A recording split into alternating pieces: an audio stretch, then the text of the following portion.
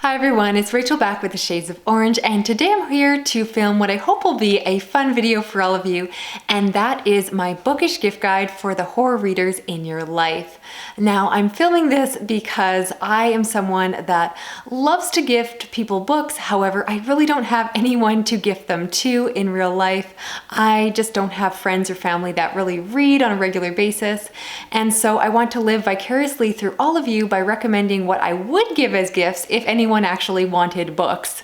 So particularly for the sake of this video, I'm going to be focusing on horror readers. So I hope that this will be helpful to some of you, or at least be a fun exercise, and maybe some of you can commiserate if you're in the same boat as me and wish that you could give horror books to people, but realize that they don't really want them. All that being said, let's get started. First, let's talk about subscription services, and if you have a horror reader in your life who is open to reading indie horror, then a great gift would be a Kindle Unlimited subscription from Amazon. This is not in any way sponsored. They really don't care about me at all. Instead, I do want to mention this because for $10 a month, they are able to read as much horror online as they want through the subscription service, and primarily that service has a lot of indie titles. And so it's a very affordable way to not only read a lot of books, but get access to books that you otherwise would have to pay for.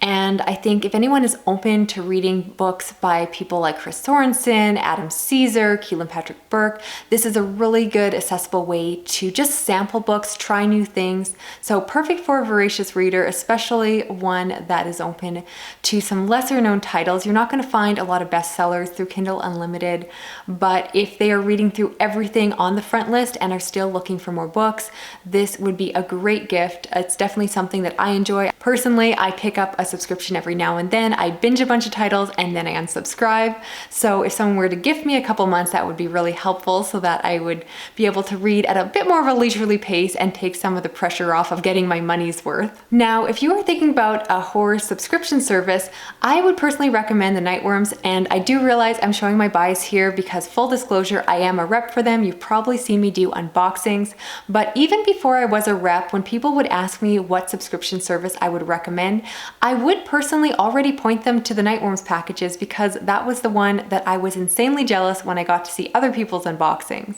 This service is a monthly service that is from the US, but they also ship to Canada and the UK. And so once a month you get a package with some books.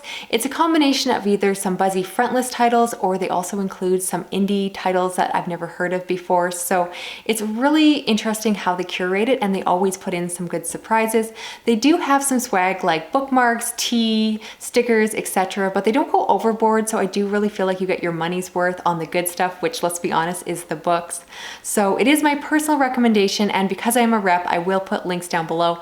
I don't get any commission from this. It just lets them know that you came from watching my video. So again, I know I'm biased, but it really is what I would recommend for a subscription box. So keep that all in mind, make your own choices, no pressure here. Now, if your horror reader is also an audiobook listener, I would definitely recommend consider getting a subscription for them for one of the audiobook services. Now, the big one, of course, is Audible, and I am not in any way affiliated with them, but I do like their catalog because they do have a lot of Audible exclusives that you really can't find anywhere else. I have used them on and off, and whenever they have a good deal, I'll kind of jump on there. I like the fact that you actually own the book so that you can listen over and over again, which I do with my favorites. I definitely love to re-listen to my favorites an embarrassing amount of times. And I think that that would be a really great gift for someone. You can just give them a general credit, or instead you can actually recommend them a personal book. And so that would be a really good excuse to tell someone to check out Nosferatu by Joe Hill. As well, if you don't want to go through Amazon, you could also check out, I believe it's Libra FM, and this one is cool because it actually is sponsoring and supporting local indie bookstores. So it's very similar to Audible, but it just is not Amazon. So that has a lot of appeal. I do have a link down below if you want to try out a trial. As well, there's also Scribd, and this one is more of a Netflix for books because you don't actually own the audiobooks, and they do have some sort of throttling. So typically after you read about 3 best-selling audiobooks in a month, you're kind of cut off from their frontlist titles, and instead you kind of have access to some of the older ones, the ones that are more accessible through libraries. But I make amazing use out of my personal account, and I definitely recommend it, even though it's not truly unlimited, and even though you don't actually own the books if you unsubscribe. I do think it's worthwhile. Right now I think it's like $8.99, and again, I have a link down below for 60 days if you want to try it out. So again, I realize I'm giving you a lot of links, but I just want to share these around so you can try them for yourself or decide to gift it to a friend. But for me personally, this is something I'd be very much interested in. I would love someone in my family to gift me some Audible credits, because there are some audiobooks that I really want to buy, but I don't want to spend the $14, $15 myself. But if it's just gifted to me, then I don't need to feel bad about it and can just enjoy some new audiobooks. Now I want to talk about some specific horror book recommendations. And for me personally, when I think about gifting books, I often think to go with some nonfiction. For some reason, they just seem more gifty than a little novel. So the first one I want to recommend here is How to Survive a Horror Movie, and this is exactly what it sounds.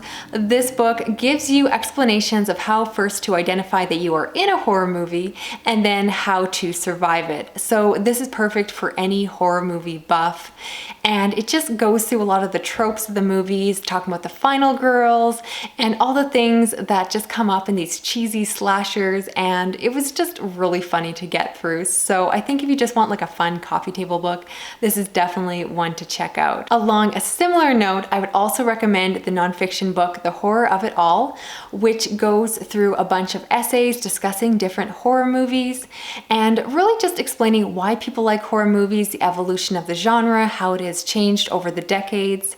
And I would recommend this one to, once again, anyone who's really into horror movies. However, please make sure that the person you're gifting it to already has watched most of the classics, because it definitely does spoil a lot of the endings. I made the terrible mistake of picking this one up before I had watched a lot of those classic films like Friday the 13th and so forth, and I definitely got a lot of things spoiled for me, but shame on me, that's my fault. So as long as this person is already really into horror movies, I'm sure they've watched most of the classics and are at least familiar with what's going to happen, even if they haven't watched a particular one. And finally, if we're going to talk nonfiction, I have to recommend Paperbacks from Hell by Grady Hendrix, which you're probably familiar with, but I think it makes an amazing gift.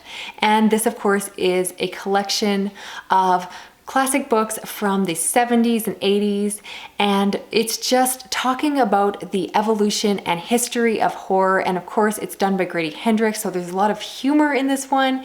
He finds a lot of really niche books you have never heard of before, as well as talking about the bigger classics like Rosemary's Baby and The Exorcist.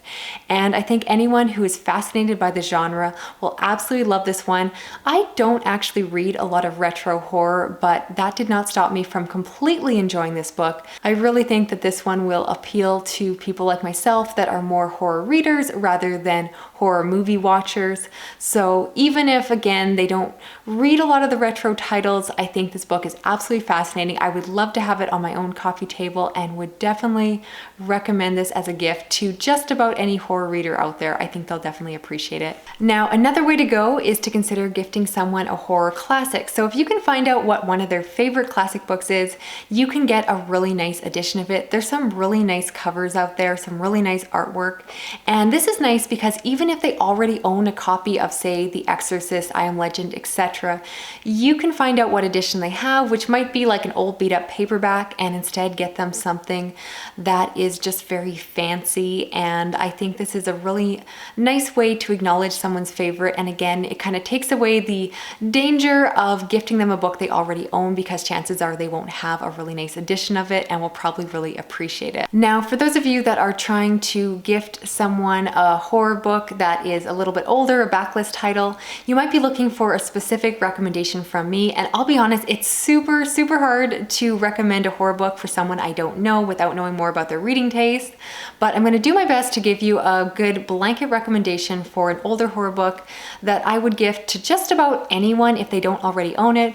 And the book I'm going to suggest is House of Leaves. This This is one I actually read earlier this year and I didn't like it, but despite not liking it, I'm really happy that I own an edition and I have no plans to get rid of it. So I do recommend, if you're gonna get them a copy, first find out that they don't already own it, because again, it's a book that I think exists on a lot of horror readers' shelves, whether or not they've read it themselves. But definitely go for the good color edition. Make sure that you get the nice version of this book, but it's beautiful on your shelf, and it's the kind of book that you definitely want to own when or if you decide to read it, because you want to take your time with it. It's very long, and it wasn't a book that I wanted to check out through my library and feel rushed to get through. So unless someone has already read it and absolutely hates it, maybe steer clear. But honestly, like I said, despite not really enjoying the reading experience, I'm so happy to have this on my shelf, and I always think I might one day revisit it myself, and who knows. So this is definitely my recommendation for a backlist horror title. And if you are looking to gift someone a newer 2020 release, my personal recommendation would be to go with the Southern Book Club's Guide to Slaying Vampires by Grady Hendrix, which of course is about a woman that joins a book club and they become obsessed with serial killers, and her neighbor is possibly one as well. I've done a separate review. You probably know about this book because it's been all over the internet. But in terms of a new release, this is one that I would safely recommend to pretty much any horror reader. It has gotten amazing reviews online. Pretty much everyone loves it, and I think it's going to show up on a lot of people's best of the year lists. But if you know someone who has not had a chance to read it yet, or maybe they read it but they got it through their library or just got the audiobook version, this would be a great gift. It is a gorgeous cover, it is hardback, and I think that it just has a lot of wide appeal. So this is the one that I think I would most safely recommend, even without knowing someone's personal reading taste. They're probably gonna enjoy this one. It's definitely a lot of fun, and I definitely think it's one of Grady Hendrix's best ones. So that is it for my bookish gift guide for horror readers. Before I wrap this up, I do want to mention that another way to figure out what to get for these readers is to find out if they have a wish list. If they're like me, they probably have one on Amazon or somewhere else, and it's a really good way to find out what books they actually want to own. So for any of my family or friends or husbands that are watching this, I do always keep a link in my description box to my Amazon wish list. So hint, hint, Christmas is almost here and I would really like some books for once. But if you do know if they have a wish list, that is a great way to go. And I find it just makes it really easy, and everyone loves bookish mail. So let me know how you think I did with this recommendations video. It's really hard to do without giving people really specific recommendations, because again, I don't really know much about the people that you have in mind when you're watching this. But I would love to hear from those of you that are like me and don't have anyone bookish to buy for, and how you cope with that. I just want to buy books for myself around Christmas, but I'm trying to be good. So I would love to hear more from all of you in the comments. If you're new here, please consider subscribing. Otherwise, like, comment, all that good stuff, and I will talk to you again soon. Okay, bye-bye.